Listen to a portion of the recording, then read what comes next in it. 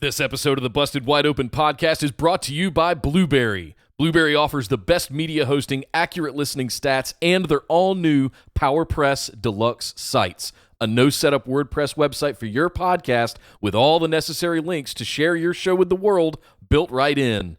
If you currently produce a podcast and are looking for a better host, or if you're looking to start a new one from scratch, head over to orbitaljigsaw.com/BWO and sign up for the best media hosting and a PowerPress Deluxe site to get your first month absolutely free. That's orbitaljigsaw.com/BWO, or just use the promo code BWO at checkout for your first month absolutely free. And now, enjoy the show. This is WWE NXT superstar Dominik Dijakovic, and you are feasting your ears on the Busted Wide Open podcast.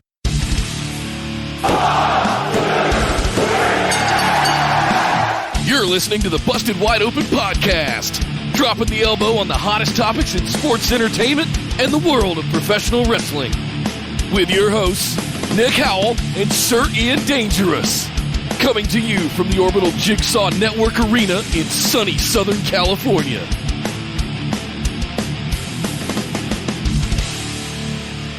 Welcome back to the Busted Wide Open podcast, our patron mailbag series, episode number 23. My name is Nick Howell. And I am Sir Ian Dangerous, and welcome to the Patron Mailbag episode where we answer the questions that our patrons send to us every week. If you would like to send us a question that we would answer here on this show, all you have to do is go over to patreon.com/BWO and sign up for one of our reward tiers where you can get all kinds of extra fun stuff as well as interacting with the show and supporting us as well and being another one of our lovely patrons that we adore very much because they are the reason why we keep doing this. They are the grease on our wheels that keeps everything rolling. And thank you to all of our patrons that we have already, Nick. Thank you to everyone who supports the show. And thank you guys for listening to us right now because we love answering these questions. It's a lot of fun for us. And hopefully it's fun for you. Yes. We're breaking news, by the way. Uh-oh. With the addition of our newest patron, I believe it was yesterday, we are sitting at 47.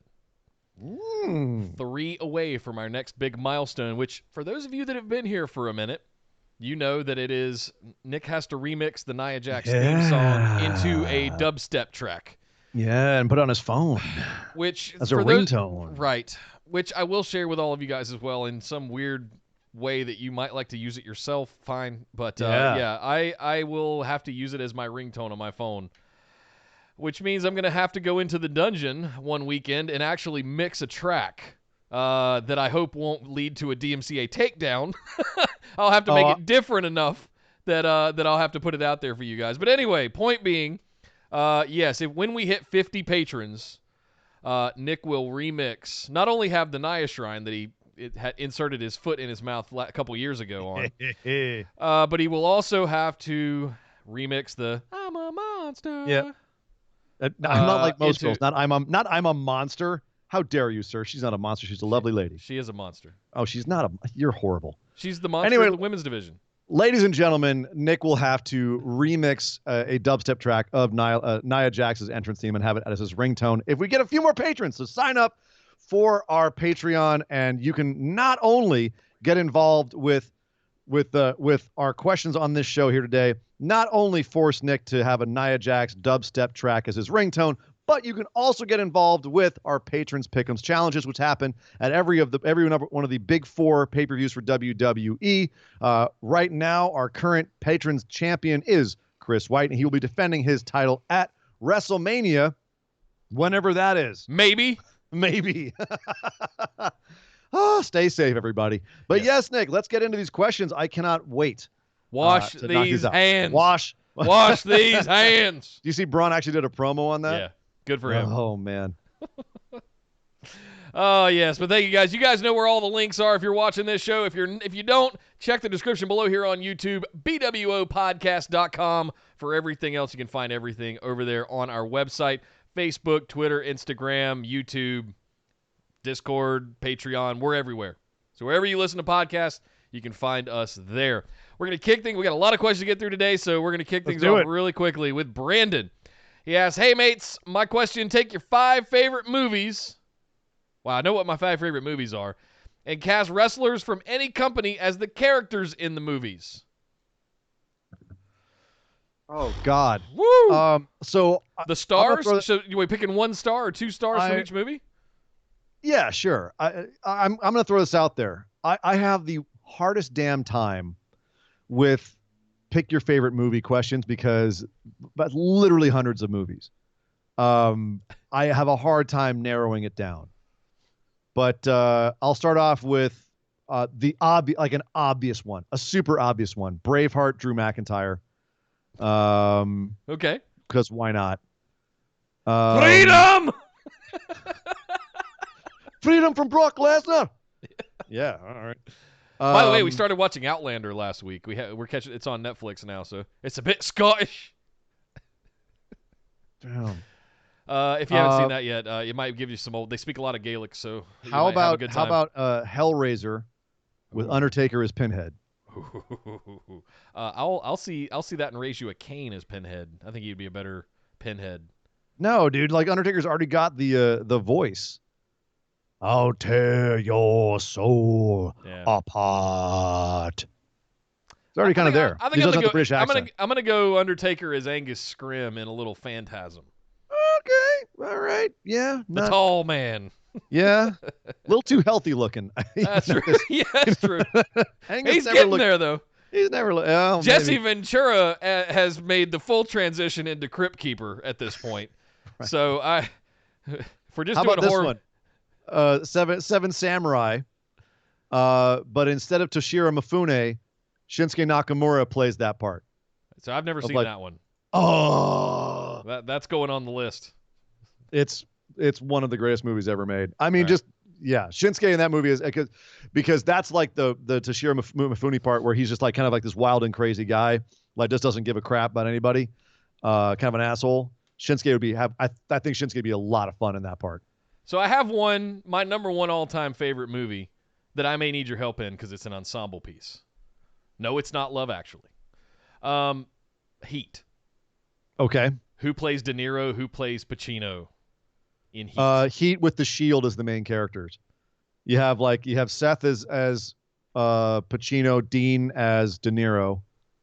Back when he was Dean Ambrose. Reigns is the Tom Sizemore. Reigns is the Tom Sizemore or the Val Kilmer. Yeah. Yeah. All right. Sold. American Psycho is also one of my all-time favorites. And who plays Christian Bale?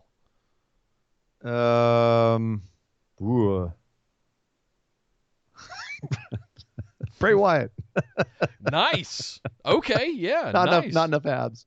Yeah, right. I don't know. Because that's the thing is he's got to have that. I don't know. He's got to have that look, right? Part of why he's crazy is that he keeps his body perfect. Like he's just a little. Yeah. He's very, very image obsessed. Bray's certainly got the inner dialogue going on. Yeah. Cody. How about Cody? Ooh, Cody could be good. Yeah.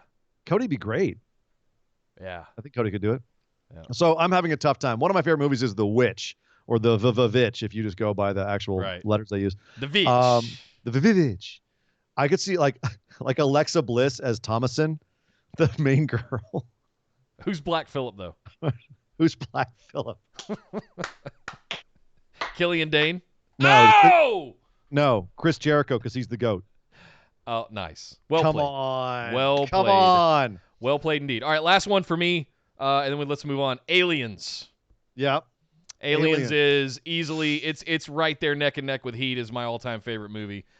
Heat edges it out just a little bit because of Michael Mann. I love Michael Mann. I'm obsessed with Michael Mann. Who plays Sigourney Weaver in Aliens? Man. Who plays Bishop? Bianca Belair as Ripley. I don't know. I think that'd be cool. Who plays Bishop? Man, I don't know. I'm stumped on Aliens. I don't know. All right. I'm just gonna do one of mine. I can't think of Aliens right now. I'm gonna do one of mine. And this is actually like a Jaws, right? You've got Sami Zayn as the Richard Dreyfuss character. Roy Scheider, you replace him with John Cena. And then you have Jake the Snake Roberts as Robert Shaw as Quint. And then Brock Lesnar as the Shark. How about that? Yes, no? Yep, sounds good. I was just checking the audio. Sorry. Yes, I'm back. We had some potential audio clipping going on. But sounds great to me, but everything's fine on my end. So yes, at the end of the day, who plays Robert? Who did you say plays Robert Shaw? Robert Shaw is Jake the Snake Roberts. Love it. He's old, crusty, and can tell stories. John Cena's Roy Scheider. Sami Zayn is Richard Dreyfuss. Brock Lesnar is the Shark. John Cena. The Shark's coming up. Is his no, Brock is the Shark. Oh, never mind. You've killed it. Anyway. You've killed it. Move on. God damn it. Jaws is one of your all-time favorite movies? Hell yeah. I love Jaws. Okay. It's a good movie. It launched Spielberg, but all right.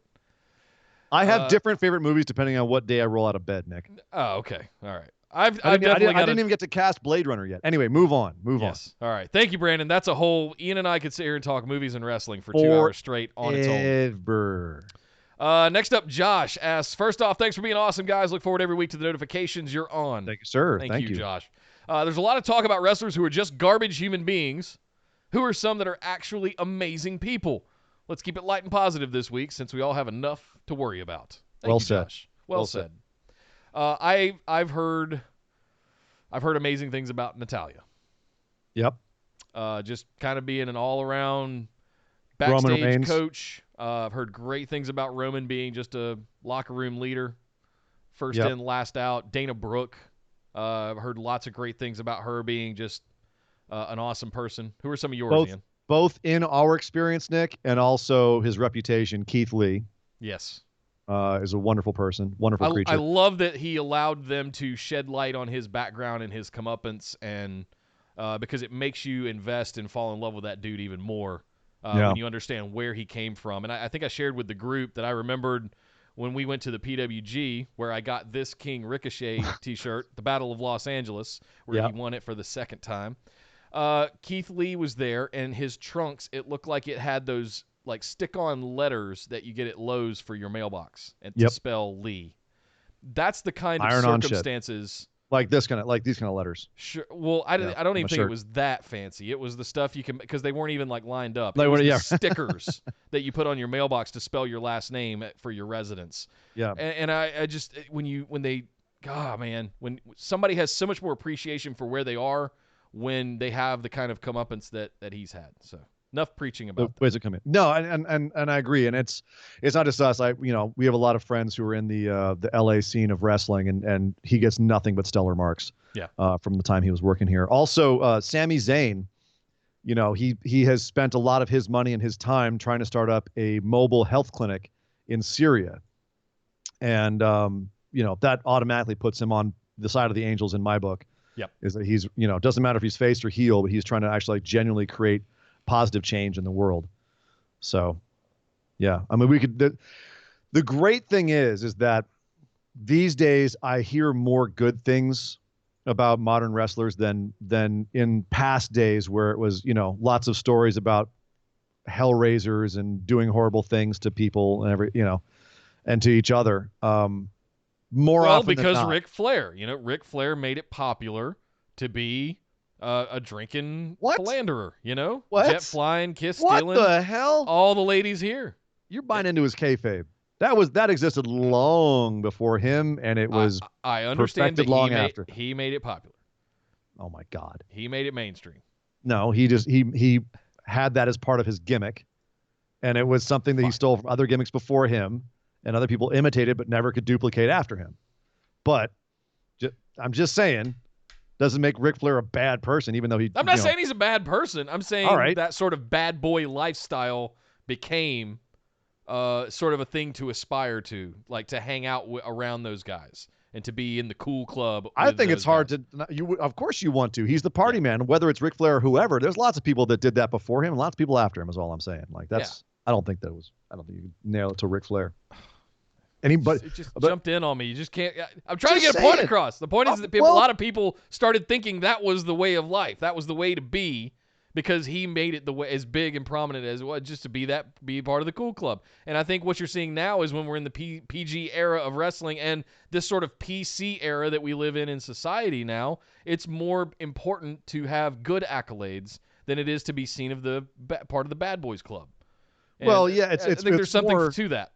Yeah, and maybe part of it is also that that culture has gone away. The culture of being kind of a roadhound in the way they were back in the day has turned into more of like, this is a profession, a genuine profession. Mind your P's and Q's, stay on the up and up. But it's also because WWE, there's not really anywhere else you can go. So you've got to, we have wellness policies now. You can't hoover cocaine right. like a vacuum. Well, yeah, I mean, we could do a whole show on the evolution of the good guy wrestler. That's a good idea. Even here's the thing, even Baron Corbin, as much as you may hate him because of his gimmick, gets stellar marks as a human being out of the ring. Like, he is known as being a kind of, a loner of a guy, but also a really good human being. Xavier Woods is known as being a really awesome human being. He was one I was going to bring up. You know what I mean? Like, even if you're a heel, a lot of times you can still be a decent human being. So, yeah. Anyway, it is just to be positive about the whole thing. There's definitely a lot more good people in wrestling these days than in years past. Whether that's because of Ric Flair or not, I don't know. But I think it's more to do with the environment that's been created through the PG era and also WWE going public and all the rest of it. But yeah, I'm happy to see more good people being involved in wrestling and less Teddy Harts. It's based on the chat. It looks like you and JB are going to need to have a conversation after the show about Baron Corbin. Yeah, I'm going to have to talk with her about what kayfabe is. Right. If you haven't checked it out yet, he's got an awesome live stream where he video games and hangs out with fans and chats with them all the time. It's a lot of fun. And he also does cooking. He likes to do reverse sear sous vide, I think is what it's called, where he cooks steak. And people rib him about it all the time. But it's a lot of fun. I think anybody that's willing to put themselves out there like that and be transparent and just welcome you into their lives is awesome. So good marks for him as well. Thank you, Josh. Fantastic question. Thank you so much. Next up, Martin. Good day, gentle sirs. Nick, how's the arm? It's getting there. We're 3 weeks in at this point into the recovery.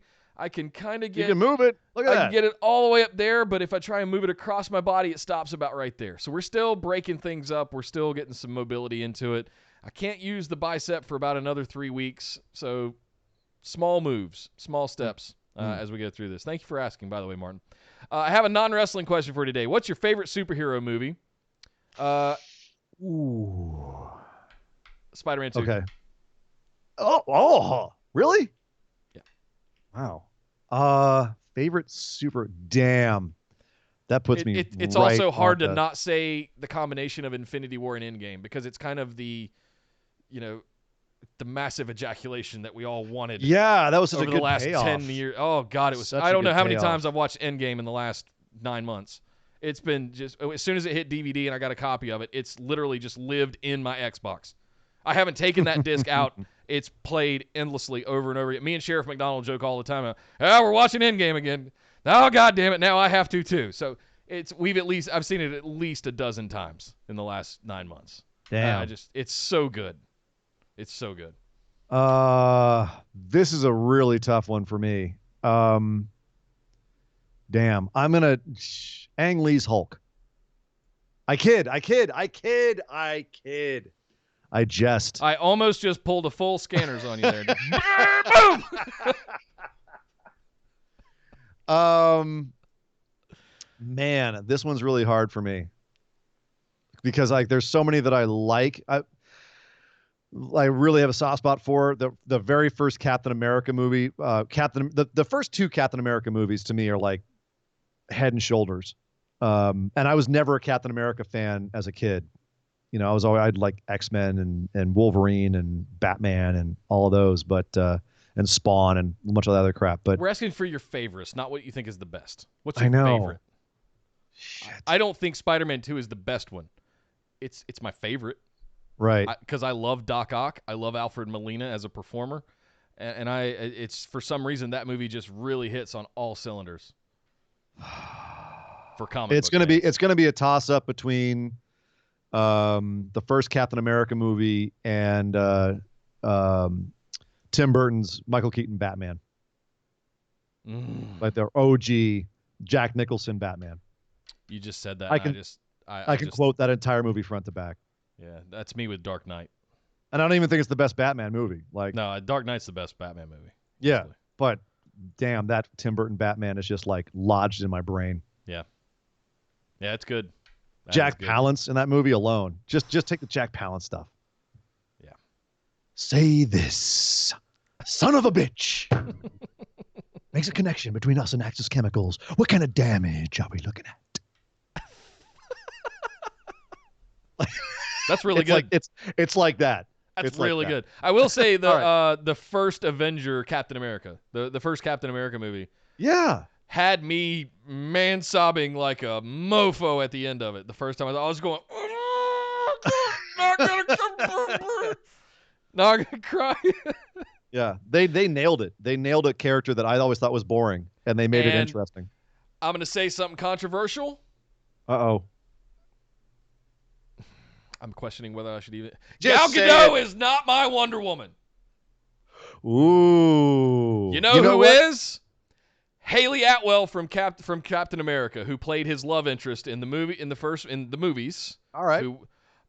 And she was originally sought after for it, but she was doing something else, and there was a scheduling conflict, so they went and got Gal Gadot on the cheap for $600,000 for three movie deal. Yep. And yeah, Nick, I'm gonna agree with you. Gal Gadot she's pretty, yeah, not Wonder Woman. Linda Carter is more of a Wonder Woman than she is. Linda Carter, wow, she's a Wonder Woman. That's a woman. We could, you ask us movie questions, we're gonna get off on movie questions all damn day. So let's get back to the wrestling. You know what? I used to have a movie podcast. Well, I know it shows. It shows. Come on, let's get back to the wrestling. By the way, if you guys love comic book movies, go look up the official MCU viewing order for the concession stand. I'll throw that little promotion out there. We did a sort of machete order that's outside of the release schedule for the entire MCU universe, Marvel Cinematic Universe, and we broke it all down in that episode. I think it's episode number 63 or something like that. But look up concession stand MCU viewing order. We're going through that right now, Esther and I, for all of the different MCU movies. Like chronologically, like when not they chronologically, the way that we put them together because of the way the Easter eggs and the buttons would tie into the next films, and the way the story is more narratively told as one huge piece, as opposed to the different release dates and the way they actually came out. And the way it would have been chronologically in their timeline. Andy and I spent 5-6 hours breaking this down, like the discovery of the Infinity Stones and why it mattered in this film. And trust me. All right. Let's get back to wrestling. It's an awesome episode. That sounds awesome. You asked me about comic books and movies. It was awesome. Last one, he says, a wrestling question. If you could bring back one 90s gimmick and put it on a modern wrestler, what would it be and who would you put it on? Mine would be the Godwins, and I'd put it on Braun and Rowan. That's actually pretty good. That's not bad. Yeah, but the problem is then Braun ends up being Naked Midian, and we all lose because of that. Let's see. I think we talked about this on our main show today.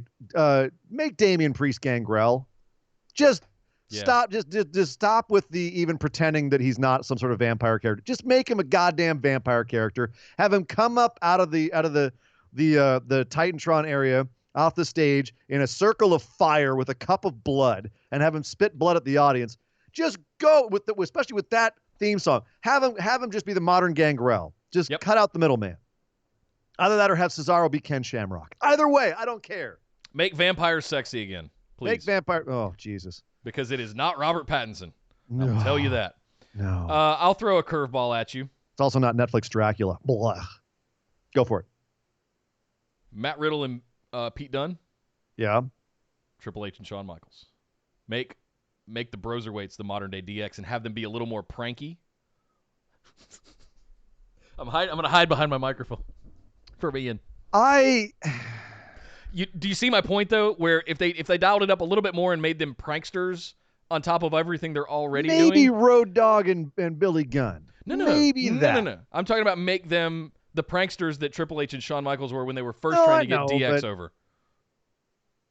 Like, but that's the thing is Billy Gunn and Road Dogg seem more like your stoner beer drinking buddies, and Triple H and Shawn Michaels seemed more like the fratty douche dudes. Like Triple H and Shawn Michaels, DX, like those two guys, DX would be more like Adam Cole and like Roderick Strong or something. You know what I mean? Oh yeah, I don't know. They're just too stony on the broserweights to be Shawn Michaels and Triple H. Basically, I want the Broserweights to dial it up a little bit more into DX territory and start pranking stuff and being just general miscreants in the sense of, be annoying. Like, get in the way, interfere, do some of the things that early DX stuff with just Triple H and Shawn Michaels did. Just a little bit. Can't go there with you. That's what I would do. Can't go there. Yep. Anyway, thank you very much. Who was that? That was Martin. His Godwin's and Braun. I see it, but next up, Braun Midian. our newest patron, Jonathan, asks, first-time question as a patron. Welcome. Welcome, sir. Thank you. Welcome. Thank you for supporting the show. Given the fact that we're in WrestleMania season, what are your top 3 WrestleMania matches of all time? Jesus Christ. I got this. Stone Cold versus Bret Hart at 13. Shawn Michaels versus Ric Flair, the retirement match. And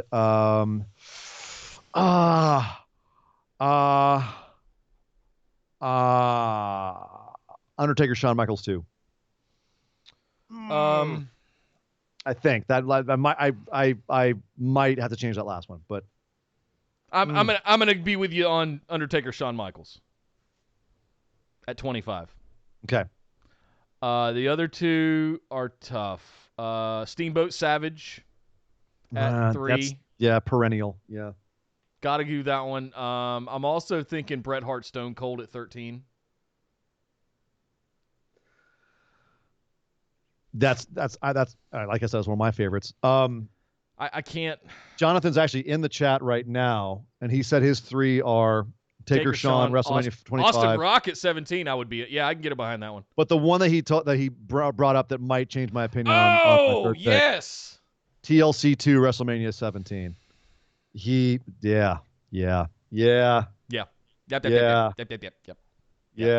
it's in there for sure. Yeah. Thank you, Jonathan. Welcome aboard, my friend. I hope you enjoyed that. It's fun to pick out matches. It's harder to pick out better cards. Like if you do the best WrestleManias, right? We can all 17, we can cherry pick matches throughout the history of WrestleMania. Yeah. Yep. Welcome aboard. Thank you, Jonathan. Next up, Jacob. Yes, sir. What wrestler would you guys have sing your entrance music? What wrestler sings, I think, is more the question. Not Jon Moxley, as we saw on the Jericho Cruise where he tried to karaoke. No. What wrestler would sing? I mean, is Elias too obvious of an answer? I want to get over, Nick. I don't want people to boo me out of the building. What wrestler would you guys have sing? What wrestler sings? I'd have Macho Man Randy Savage rap me down to the ring. Okay. Be a man, Hogan. I don't know. Why would you do that instead of Dr. Thugonomics rap you down to the ring? Oh, Jesus. Because Macho Man's more entertaining. Yeah, that's a fair point. There you go. Dang. Who even is? Oh, well, Jericho's a singer, obviously. The Rock. Jericho's a singer. The Rock, he sang a few things. Yeah. I would have The Rock. Yeah. He could sing the Moana theme song to you as you walk down to the ring. It'd be great. I would probably cry on the way. You're welcome. Thank you very much, Jacob. Next up, Jardy de Wanamaker. Hey, guys. I hope you are all having a nice day. I've been thinking of it if it would be better if there would only one women, men, and tag team champion across the WWE brands. The champion would only show up 1 month on a certain brand, face the number 1 contender on the pay-per-view, and then moves on to another brand. I think it would give the WWE an opportunity to book more long-term and more storylines that we could get personally more invested in. What do we think? I think that sounds like the old territory system, and I love it, where you have one super champ. What you could even do is have people who are on the brands who have minor titles, but have like a super title, right? Yeah. So basically kind of what you have right now, but then like have 3 super titles above everything, above all the brands, for all over the world. This will especially work better if they continue to expand out into other territories, and you have like, whether it's Japan, India, whatever, and you have one super champ that's kind of above everybody, even though we all know it'll be goddamn Brock. But yeah, have something that's where that person moves in and has feuds in one brand for a while, and then whether or not they win or lose in there, then they move on to another brand and have feuds over there. Kind of like what Finn's doing with NXT UK, where they're moving and having different feuds across different quote WWE territories. I feel like I pitched some version of this to you on the show eons ago, where I said if we're going to have a Universal, we need a SmackDown championship as well, and we need one above both of them. Yeah, that they can compete for. So you have a branded show, but you have then you've got a world's championship, right? But you have to erase the Intercontinental and the U.S. championship at that point, because there would be just too many damn belts at that point. Yeah. Okay. Sure. But yeah, or just have the belts be more divided by some sort of class where only certain people can go for belts. So that way you do have a tiered system, right? Wouldn't that be based on the brands though? But I see what you're saying. Like a weight class almost. A defined, exactly. A defined tiered system, so you can tell who's the best of each weight class. Then you can have kind of like the Never belts, where it's a cross weight class. You know what I mean? Have something defined so that you know who's the best of what division, and that's what the belts stand for. Not just whoever's got the belt is a champion, whatever that means. They're holding the toy now, so I'm holding the speaking stick so I can speak. Yeah. Whatever. So make it mean something, I think, is the the big thing that you need to do if you're going to do this. Seriously, and that was a lot of my questioning initially when Mick Foley was GM and they unveiled the Universal Championship, and I went, what? Huh? What? Really? Okay. And then they had Finn and Seth go for it, and I was like, yeah, but what about the WWE Championship that is the big belt? What's this one? And it just made a mess for the last few years. And now we've got Brock moving back and forth, and now we have the Blue Universal Championship, and it just could have been handled a lot better, in my opinion. And I think it would have been better if, like you said, it was tiered in the sense of you had one top belt on each brand, red, blue, and gold, yellow for NXT, and you have all of them are the ones that they're the only 3 that can contend for whoever's got the top belt. Correct. Only your champ can face the top champ or something like that. Yes, exactly. And you could build a year program into that. And if you win, then it vacates your existing championship, and then there's a tournament or something to get it again. Yeah, it makes a lot of storylines for you. Yeah. Jesus Christ, can we go start a wrestling promotion? That sounds awesome. Yeah. Maybe. Well, they listen, so maybe they'll take our advice. We do have we are actually building one. I'll do a little quick plug here in the middle of the show for what we've started over on Twitch. So some of you guys may or may not have heard, we do have a Twitch channel, twitch.tv/bustedwideopen, that we've just started using for the last couple of weeks, where I am building the BWO universe. We've built our first arena, and we're working on our roster of superstars as we speak. We're developing talent, you could say, that are a lot of our fans and listeners, some of the more active ones that filled out a name generator. But we have Monday Night Brawl. We have Wednesday night, I don't remember what we named it. We have Monday Night Brawl, Friday Night War, Explosion, and it's Wednesday night something else. But we do have 3 shows, and each of those shows are going to have their own title, and I'm thinking of a way that we could potentially do what we were just describing. So I'll keep that in the back of my mind. Make sure you're following us over twitch.tv/bustedwideopen. We're just getting started on that. Sorry about last night. For those of you that were watching, I had a network outage. My whole thing came tumbling down to the point that I was up till 3 a.m. Oh, God. Network troubleshooting. Your network caught the COVID. Yeah, it did. Oh. It did. Thank you very much, Jardy. Great question. Make sure you guys follow us over on Twitch and join us Friday nights. We're going to be expanding that in the future as we go forward, as soon as I find more free time in the day. You might find more free time now that all this is happening. Right. Next up, Kyle asks us, sorry for the long question post up front, but just wanted to be clear where my mind is coming from. Hang on. I need a quick little... Get ready, Nick. Is this a long one? Oh, this is a long one. Bear with me here. Over the last few weeks, it's become rather obvious to me with returns, people getting over big, and people in prominent roles just coming into their own, that there is a need for a singles women's mid-card title. especially with the likes of Io Shirai, Bianca Belair, Bayley, who hasn't really found her stride as a heel, or has really found her stride as a heel. Okay. And Asuka either extremely over or are just doing really good work that should be rewarded. I agree with all of that. My question is, what would you call WWE's women's mid-card title? Stamp champ. No, that was the Divas title. Oh. How would you introduce it, and who is the first champion? Keep in mind, it appears WWE are treating all the top women's titles as world titles now, with both Becky and Bayley setting the longest reigns for their respective titles. Becky's reign also being second only to Trish Stratus in the modern era. And there seems to be a long-term plan for those titles surrounding Rhea, Shayna, and whoever Bayley drops her title to. Personally, I would suggest introducing it with this year's Mae Young Classic, with main roster participation where the winner gets the title, and like the previous Mae Young Classic, gets a shot at one of the top 3 champions, most likely at SummerSlam. I feel like this is something we've talked about before, where I think it was before they were introducing the women's tag championships, that it's only ever been the Divas Championship, and then we were introduced with 2 women's championships. Where do we stand on a women's mid-card title? Is there enough talent? There is an NXT, that's for sure. And True. I think that on the main roster, maybe not, but it would be another one like the tag championships where it should just go cross-brand. And maybe it could be something kind of like the New Japan Never title, or like the WWE Women's Tag titles, where it goes across brand and they feud across brands to try and have it be maybe even kind of like a, kind of like the Workhorse Championship, kind of how the Intercontinental Championship is for the men. And it could be that for the women. As for what they could call it, we've heard everything. Knockouts. Do you stick with history? Do you stick with equality and have a women's Intercontinental Championship? Yeah, you could. Yeah, here's the thing: is I think there would be a lot of backlash if you said the women's Intercontinental Championship, because they're like, why does it have to be defined as that? Do you say it's the men's Intercontinental Championship? It's like, no, we could start calling it the men's Intercontinental Championship when you have to define that only men can win this one, only women can win this one. Correct. That makes it equal. Unless you want to call it Tessa broke that glass, though, by winning the Impact.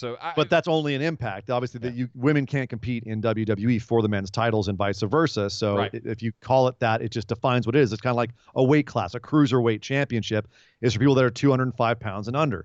They don't say, well, why don't you call it the heavyweight championship? Oh, wait, they do. So just call it the women's championship, the men's championship. Okay, women's IC title or the men's IC title. Or we could just call it the #MeToo title. I don't know. Bottom line is that you could call it the Women's Intercontinental Championship. But the problem is the Intercontinental Championship, I hate that it's called the Intercontinental Championship because it's not truly intercontinental, is it? The U.S. title is just a name. And when you have non-U.S. People like Andrade or Rusev or anybody else that might be of foreign descent winning the U.S. title. Like, how about the Women's Interbrand Championship or something like that? Interbrand? I don't know. All right. I see where you're going, but I think it's more apropos to use the stable of titles you've used for 30 years and signify between men's and women's. Line Drive had a good one in the chat. The Evolution title. The Evolution Revolution title? The Evolution title. That's really good. Yeah. That's really good. I like that a lot. That actually would be very appropriate for both WWE's branding. The idea. I think Line Drive is Kyle, by the way, that's asking this. Oh, he's asking this question. I think confirm there, Line Drive. I'm not 100% sure on that, but I feel like you said that one time before. Perfect. So that's a really good.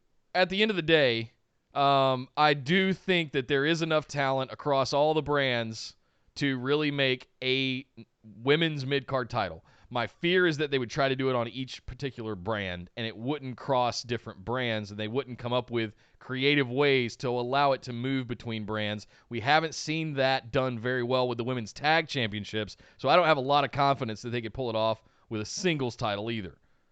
And no, but the intention I think of Kyle's question here is, could if they were able to get behind it the way that we wish they'd gotten behind the women's tag championships, would it be something that would be feasible? Yes. And would it be something that would be useful for the women who, they're still growing that since they decided to actually make the women legitimate in WWE?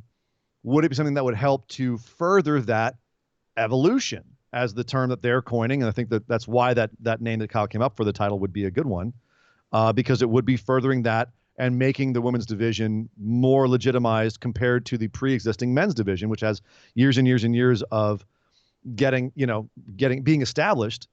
So, pushing that for the women. And they, as you said, as Kyle said, they have the talent. They've got enough women there. And I think it's usually it feels like less talent because they're locked into their shows, and then they don't push the women. Like, they don't have multiple women getting pushed on one show. They don't have multiple storylines. It's just the championship storyline, and that's kind of it, right? Unless I'll take it one step further. I'm ready for women to have their own show. I'm ready for them to have their own weekly programming. Where did the Evolution pay-per-view go? That was one of the best pay-per-views they put on that year. Yeah. Bring that back. It's not that I'm short on wrestling to watch for the week. Don't get me wrong. Right. But, I think Thursday is about the only day that I don't have some form of wrestling content to consume. But yeah. I'm at a point now where I'm ready for WWE to take a leadership position and establish, and I'm not talking about Glow from the 80s. Or Shimmer or... No, I'm talking about legit. Becky Lynch, Charlotte Flair, Bayley, Sasha Banks, the women's division gets their own brand, gets their own weekly show, gets their own pay-per-views, or at least spun off to the side. Do you think, though, that would that be, would people look at that and say that that's segregation? Like, they can't be on the same shows? I would hope they would see the positive. It's not about being on the same shows. It's about being as good as, or better, frankly, sometimes, than the typical stuff. So it's fine. There's no reason they can't try it. When they first started doing NXT, it took forever. And look at it now, 8 years later. Yeah. It's got its own... I think the women's division has come far enough along in the last 5 to 6 years, especially since the horsewomen from NXT came up to the main roster and have pretty much dominated the main roster women's division since the days of AJ Lee. Beyond AJ Lee, it's been all badass women's wrestling since then. And there's absolutely no reason that those ladies, including all of them that are on NXT right now, my God, what a stable of talent they have down there. There's no reason they could not make a dedicated women's show. And our resident women's wrestler herself is actually in our chat right now. JB's in the chat, and she says that she doesn't think separating them would legitimize them. And I'm going to extrapolate on that and say that she probably means that keeping them on the show is more legitimizing than giving them their own show and say, here, you ladies go play over here in your own sandbox. Keeping them on the same show actually makes it comparative. So I think having like their own pay-per-view one time a year is, at least for Evolution, I thought it was a really strong statement. But week to week, I think if you took them completely off of one show and separated the men's division and the women's division entirely, it would ultimately create more division than it would actually strengthening. I think that's a glass half empty kind of view to look at it, though. I'm looking at it optimistically, where I'm seeing all female commentators, all female referees in the ring, all female superstars. I'm seeing like an opportunity there that we can do it as good as, if not better than you guys can. I like that healthy competition that goes there. I'm not looking at it as a separation or a segregation. I think it should. No, I think it's more equal if you integrate everything. Frankly, I want there to be equal time then. And including intergender wrestling. I'm going the complete opposite direction. Sure. If we're going to stick with that route, I'm all on board with intergender stuff at this point. No reason not to. So, thank you, Kyle. Very good question. Very good points. Next up, the champ will be defending his title, his Patrons Pick'ems Championship at WrestleMania, maybe. Chris White. What all-time wrestling moment made you mark out the most? Oh.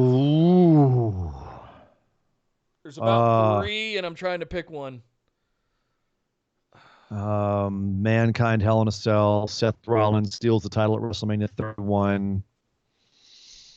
I'm trying to think. Actually, Mankind winning the title January 4th, 99. Was it? Mark the hell out for that. Yep. That's tough, man. That's a tough. I don't know. I ripped a couple out there that I just off the top of my head, I was just like, I lost my mind over.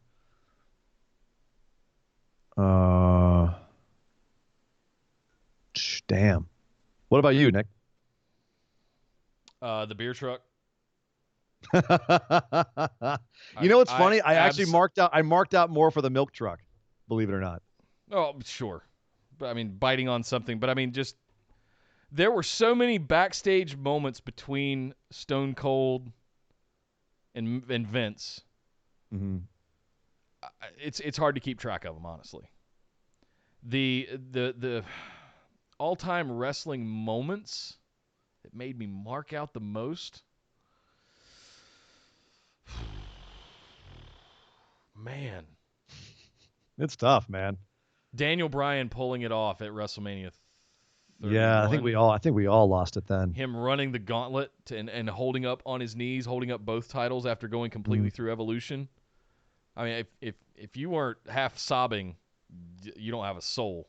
Yeah. Especially watching that whole story for the previous 4 to 6 months ahead of it. Benoit and Eddie winning the championships in the same night was a big one. I mean, in hindsight, it's tough to think about, but at the time, that was a good one. Line Drive in the chat said, "I'll take it from here, nurse." That's a good one. Stone Cold beating him with his own bedpan. That whole segment, man, with Mankind, with Yertle the Clown and Mr. Sacco, the introduction of Mr. Sacco. Yeah. Man, that was good stuff. That's a good one. It for me, when I hear giant moments like that, like when Undertaker, the gong went off in Philadelphia at Elimination Chamber. Even in 2020, it's still happening, and Philadelphia lost their minds with not a ooh, but a roar. Yeah. An audible roar of screams. Huge pop, enormous pop. Nothing gets my gears going but like that. So that was just moments like that. Surprise moments. But yeah, my top one is probably modern times easily Daniel Bryan at 31 winning. All right, then. Yeah. Thank you very much, Chris, and good luck defending that title at Mania. Yes, sir. Next up, Billy. Happens. Yeah, if and when. Next up, Billy. Good afternoon, my friends. There's a pandemic sweeping the world. Apparently, the most basic of supplies are hard to come by. What wrestler are you taking to the store with you, not Brock Lesnar, to help you get your basics? And who gets to commentate all the action? I'm a manager at a retail store, so I've been seeing some crazy stuff, to say the least. Oh, man, I bet. So what wrestler would you... Post some of your horror stories in the group. I'd love to know what's happening out there, because I'm staying away from all of it. Yeah. What would be your wrestler of choice to take with you to the store? I'm assuming as an enforcer. Minoru Suzuki.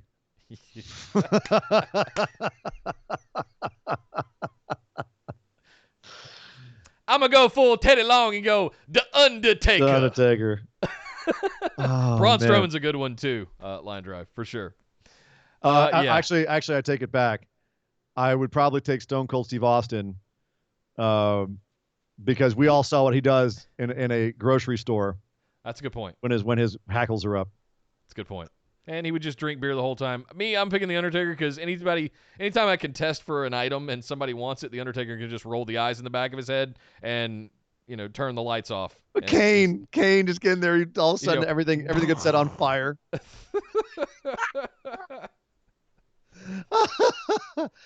No. Who I would bring is early 2000s WWE Raven. He's got a shopping cart. Nice. Bringing him. Nice. Come on, man. Got to be practical. I'll throw an honorable mention in there for Hardcore Holly as well. Why? What? Or Crash just carrying his scale around, just for no reason. Eddie Guerrero, because he's helped me steal everything in the store. Come on. It's in his theme song. Okay. All right. Thank you very much, Billy. Next up, Sean asks, hey, guys, after one of you called me the Mop Man, I decided to adopt that persona for future promos on here. Thanks for the gimmick. Nice. What, are you Perry Saturn now with Moppy? I love it. It will be in good fortune if the event is canceled to save everyone the embarrassment of having me mop the floor with them in WrestleMania Pick'ems. I see what you did there. Do you think they postpone it? Would you like to see the empty arena mania pump in fake sound for effect? I know Vince is one stubborn SOB, but it seems his hand may be forced on this one. Just wanted your thoughts of what might happen versus what you'd like to see.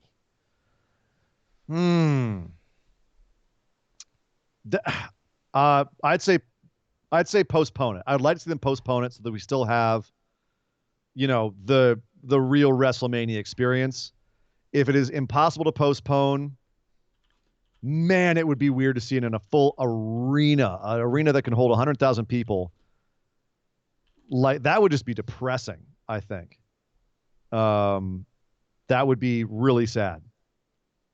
So I don't know if I could get behind that. Damn. I don't know. Would you rather see an empty arena, Nick, or have them move it to the Performance Center?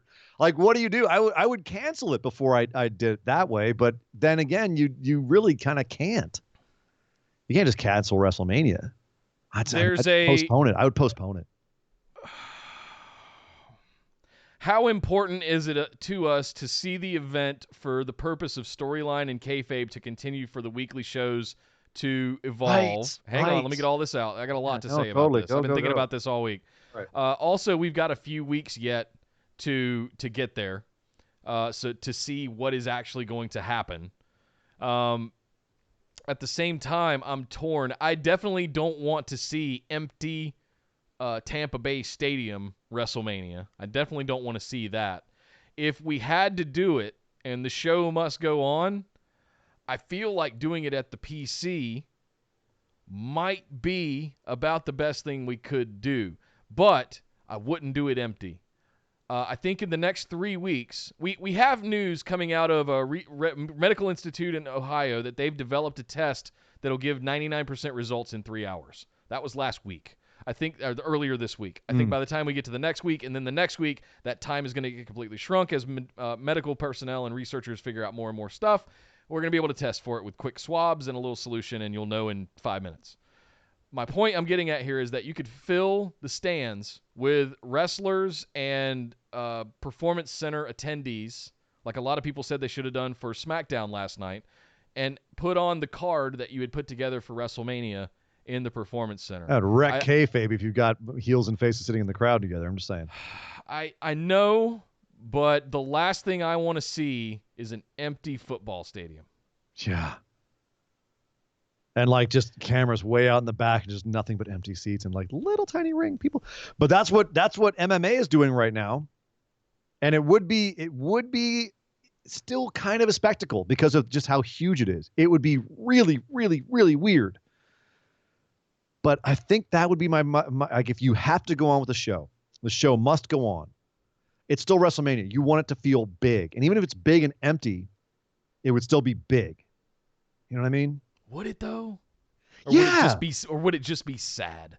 Well, I mean, it's going to be sad no matter what if it's no crowd. I mean, SmackDown was really entertaining, but also kind of sad. And that was the weird dichotomy of that show, was Triple H being fun and funny and the kind of like the companionship that was going on at the desk there with him and Michael Cole, and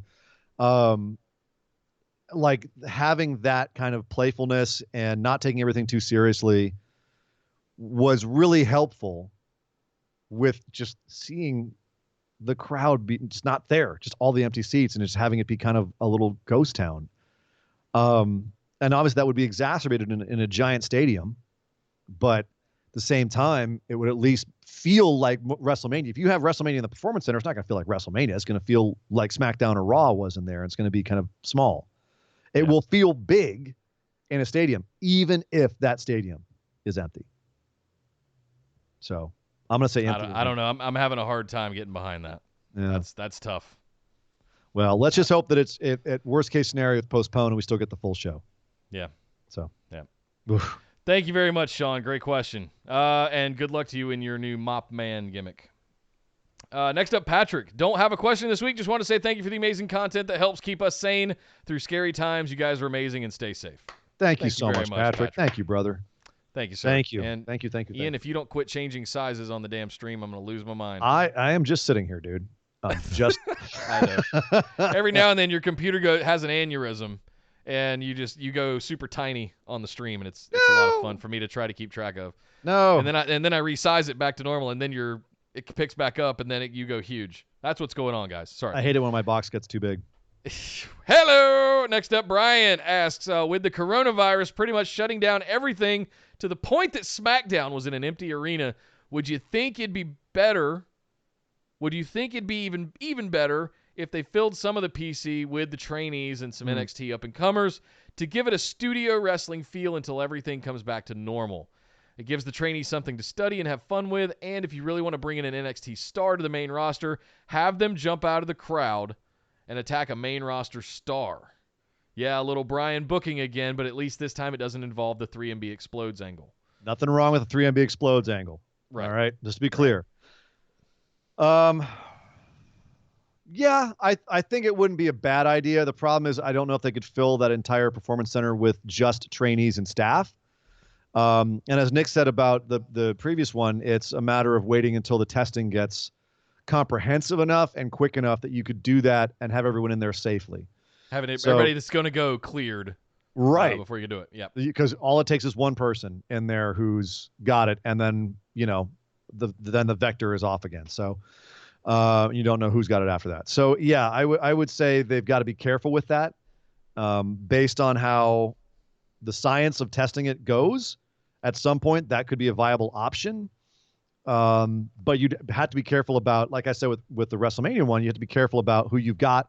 If there's anyone who we know from TV who's got storylines going, making sure you don't mess up, kayfabe and make it weird. So possible, yeah. Necessary, I think is SmackDown proved no, not necessary, but I don't think they can keep that up for week after week. That's a SmackDown episode. That's not WrestleMania. Exactly, and that's too. That's exactly. You can get away with that on a SmackDown episode, and I don't think you can get away with an empty audience, whether it's in the Performance Center or a stadium. I don't think you can get away with an empty audience for WrestleMania. That's my hesitation there. Yeah. So, Brian also asked, I finally want my title back, and I won't let some shitty beer virus stop me from taking back what's mine. The promos begin. All right. Let's go. If Chris you're a White, patron, you're on notice. If you're a patron, I want to start seeing them promos come in. We'll keep you guys abreast on what's going to happen for WrestleMania. Nick is addicted to those promos. It's awesome. Ooh, They're great. It's one of my favorite things that you guys have started doing over the last year. Thank you. I wonder if Abraham Castillo's gotten a light in his dark room yet. I don't know. Maybe somebody should knock on his door. I don't know. He's more fiend lighting in there. I don't know. Anyway. Next up, Marshall. If WrestleMania were to get pushed back to a later date, what storylines would you reroute and or beef up to keep interesting? Thanks for not shutting down like the rest of the world and giving us great content.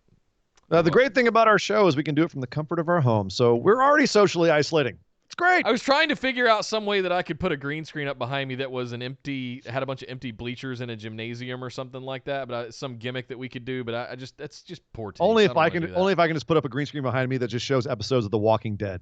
Yes. Which is also, I guess, in poor taste. Well, what storylines would we reroute or beef up? That's the thing is they've got a lot of storylines that are already going to be stretched to get to WrestleMania. I think Charlotte and Rhea is already starting to get a little stretchy. Roman and Goldberg's got nothing to it except spear versus spear at this point. So you'd have to have some other stuff happen with those. You might even have to have some feuds end before the actual WrestleMania show if it gets pushed back. And you might actually help some feuds breed. We might be able to get some clearer idea of what we're seeing over on SmackDown in the tag team division. You might be able to get something happening. I don't know what their plans are in the SmackDown women's division right now. They might be able to clear that up and make it happen more. We might be able to get a clearer storyline with Alexa Bliss and the Kabuki Warriors with Nikki Cross. But But yeah, all the big matches, Drew McIntyre, Brock Lesnar, like how do you stretch that out longer? Goldberg and Roman, Rhea and Charlotte, like how do those get stretched out longer? You've got to add something more to them.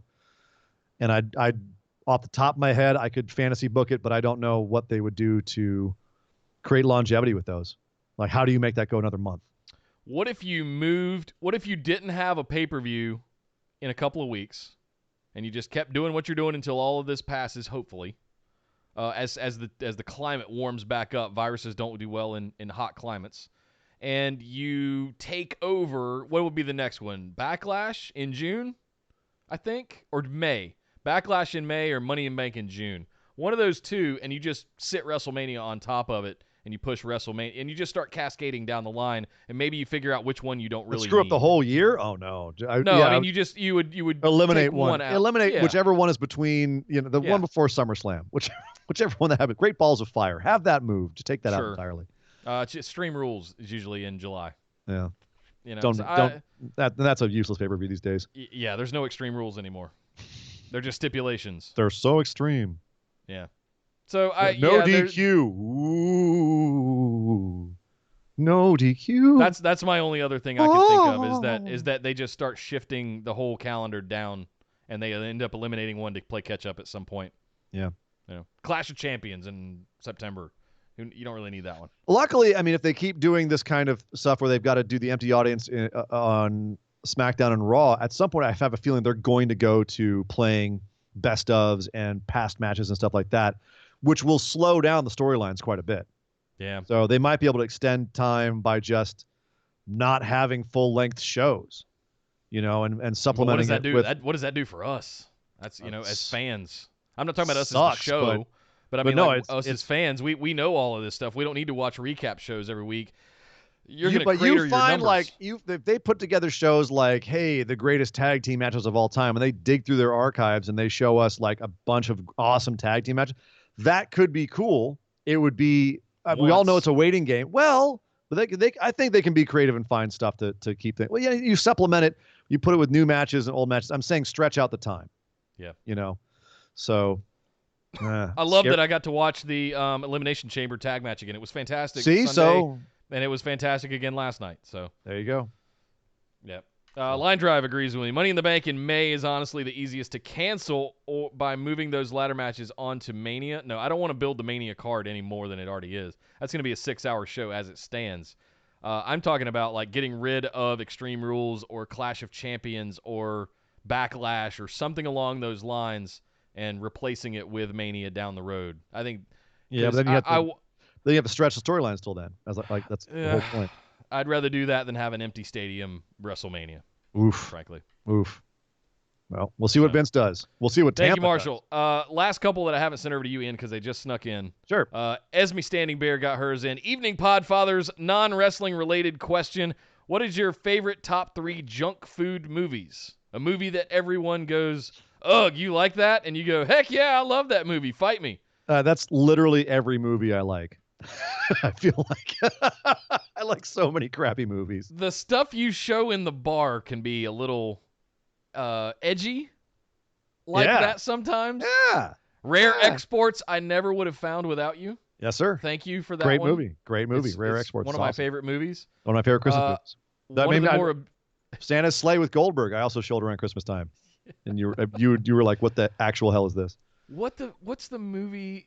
So I tend to like very, very bad popcorn action movies. Okay. A perfect example is like the Escape Plan movies with Sylvester Stallone and Schwarzenegger. Oh, God, the second one was especially terrible, but it was glorious in its how bad it was terrible it was. Mm. So stuff like that, I kind of revel in really bad B-movie fodder sometimes. I love that kind of stuff sometimes. Dude, one of my favorite movies to show at the bar is Life Force, which is a Tobe Hooper movie from the 80s. Patrick Stewart, pre-Star Trek, is in it. I am not kidding about this. It is an alien sex vampire zombie apocalypse movie. It's sold. Directed by the guy who directed Poltergeist and the Texas Chainsaw Massacre. Do I need to say more? Yeah. It's terrible, but it's amazing. I have literally could just list off all the absolutely horrible movies that I adore. Riccio, The Story of Ricky, which is it's a Hong Kong insanely bloody action movie. Like it's just cartoonishly bloody. Yeah. And it's one of my favorite movies of all time. And I have to defend it. People are, oh my God, that? You damn right, Riccio. Riccio's the shit. Any of the video nasties from the late 70s, early 80s, Extro and Night Beast, all of that. Extro or Chud. Extro, if you have never seen Extro, one, it's very hard to get a copy of it. It's really hard, yeah. And I loaned it to Andy one time and he lost it and he had to go find one on eBay for me. Yeah, and it cost him like $80. Oh God. But imagine a woman giving birth to a full-grown man and a little person dressed as a clown knocking over a refrigerator and filling it with cement for no reason. And that's Extra right there. Double is feature. The most bizarre movie I think I've ever seen. Extra, basket case, double feature. I'm in. Boom. I'll give you an Extra Night Beast. Yes. Have you ever, Night Beast? I know Night Beast. Pew, pew, pew, pew. With the plaid. Yep. With breeders. It's get so them all bad. out at the same time. Come on so now. bad. But I love that kind of stuff. Thank you, Esme. She says it's nice to still have this in uncertain times. Much love. Thank you for being such a rabid supporter of the show. Humanoids from the Deep. Humanoids from the Deep is. Oh yes. Oh, it's so. I could do crappy movies all day. Just stop. Stop now. Stop. Arnold. Any Arnold movie. So one of my favorite movies that we didn't mention earlier. One of my favorite movies of all time, probably like top 5, Conan the Barbarian, the original John Milius Conan the Barbarian. Yes. Is that a good movie? No. Arguable. It is one of my favorite movies of all time. I absolutely worship that movie. I think it's amazing. Yes. I can actually sit there and tell you all the reasons why it's an amazing movie. I will defend that movie to my death. I have a parody shirt that looks like the Keep Calm and Chive On. Oh no. And it's his speech where it's crush your enemies, see them driven before you, and hear the lamentations of the women. Yes, that is good. And on the back, it's got the whole speech. Here is Conan, and it just the whole opening dialogue that's there. In the days when the oceans drank Atlantis and the rise of the sons of Ares, there was an age undreamed of, and unto this Conan, destined to wear the jeweled crown of Aquilonia upon a troubled brow. It is I, his chronicler, who alone can tell you of his saga. Let me tell you of the days of high adventure. Dun, dun, dun, dun, dun, bah, bah, bah, bah, bah, bah, bah. I'm sorry, ladies and gentlemen. We had to go there for a second. He triggered me. He got my Conan going. That's not my best Mako impression ever, but it's okay. It's fine. I got the words out. Marshall says the original Mortal Kombat. Yes, that is one of those movies. Ooh, yeah. That is a really good example that I could just... there's movies that come on USA and TNT that you just can't turn off from time to time, and they're terrible, but you just have to watch them. All right. Thank you, Esme. Again, it's about movies. This whole thing is about movies today. Nothing's off the table as far as this show goes. Next up, Patrick asks, finally, don't know if I have time to get this in. You do. But with the coronavirus situation taking place around the world and it messing up WrestleMania, should WWE lean into it and instead of having the big spectacle of WrestleMania, have it at the PC to no crowd where it's just loose and fun? So I think we just talked about that. Yeah, I think we covered that. I was really scared he was going to say, should they lean into it and have a character called like Kronos Virus or something like that, have that be the gimmick. And I'm like, no, Vince, no, don't do it. Or what's the little virus, the circle with the little pig sticking out? You remember Outbreak? It was about the Mataba virus, right? Yeah. And it looked like the little squiggly line, right? What if you had a character named Motaba and they came out and they were just you're going to hell. I know, I'm sorry. Come on, it's terrible. Man. I actually was tempted to play that movie in the bar downtown the other day. I'm like, maybe not. I thought it was very timely that it showed up on Netflix. The trending now. Right. Somebody jumped on that one. Oh, you bastards. Yeah. Well, that does it, guys. Thank you very much for all of your amazing questions. If you'd like to get your questions in every single week, head over to patreon.com/BWO. All you got to be in is that $5 tier. That also gets you an entry into the BWO Patrons Pick'ems Challenge. for WrestleMania. If and when it does occur, however it occurs, we are going to do pick'ems for it. So you got to be a patron. Go ahead and get in there now and get your slot locked down, because we only need 3 more for me to have to mix up Nia Jax's entrance song into dubstep. And I am not looking forward to that. I did not think we would get this close at this time, and I am not prepared. So, oh my God. That's on you, pal. Yeah. Make me put my foot in my mouth again, guys. 3 more patrons sign up. I got some work to do this weekend. Yeah. So let's get it going. You can also follow us over on Twitter and Instagram at BWO Podcast. Join us in the Facebook discussion group with the rest of the phenomenal ones.